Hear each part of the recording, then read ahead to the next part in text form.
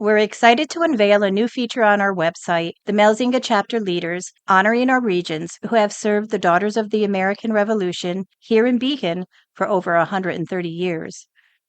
To kick off this section, allow me to spotlight one remarkable daughter, Emily DeWint Seaman. Born in Boston in 1865, she moved to our city when she was just 11 years old. As an adult, Emily served as our chapter's fourth regent from 1899 to 1903. During her tenure, a pivotal moment unfolded. In May 1900, plans advanced for the DAR monument to be installed on Mount Beacon.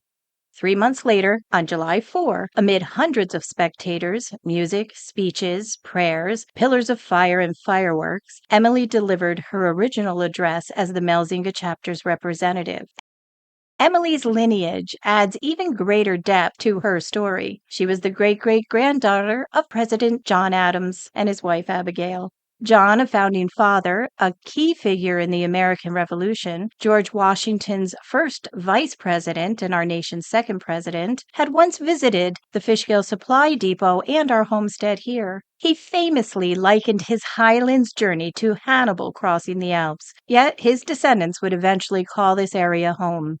The Adams connection deepened locally. John's granddaughter, Carolyn Smith, married Fishkill Landing farmer John P. DeWint, who played a vital role in developing Beacon's West End.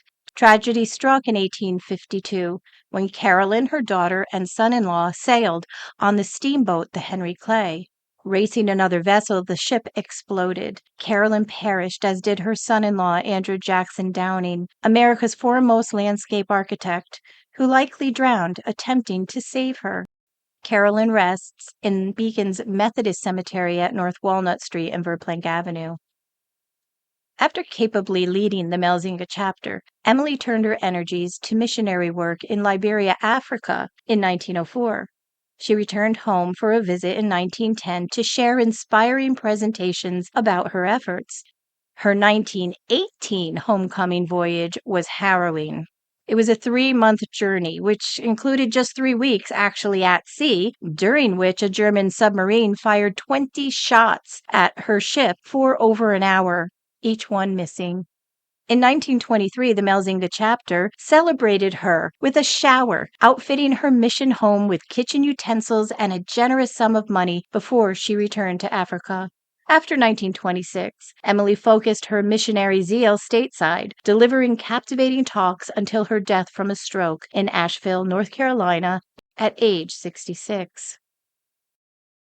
Reflecting on Emily's participation in the dedication of the DAR monument allows us to turn our thoughts to our ancestors who fought in the American Revolution, especially during this year of 2026 while we celebrate the 250th anniversary of our country.